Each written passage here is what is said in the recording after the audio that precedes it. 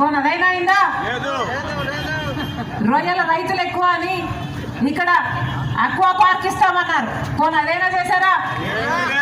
100 పడకల ఆసుపత్రి అన్నారు. అందుబాటులోకి వచ్చిందా? తాగడానికి నీళ్లు ప్రతి ఇంట్లో కుళాయి పెట్టి మరీ ఇస్తామన్నారు. వచ్చినాయా? ఒక్క మాట అయినా నిలబెట్టుకున్నారా? ఇదే జగన్మోహన్ రెడ్డి గారు ఈరోజు పొద్దున న్యూస్ లో చూస్తే వాళ్ళు చెప్తున్న మాట, బొత్స సత్యనారాయణ అనే ఆయనను పక్కన నిలబెట్టుకొని నాకు తండ్రి లాంటి వాడు.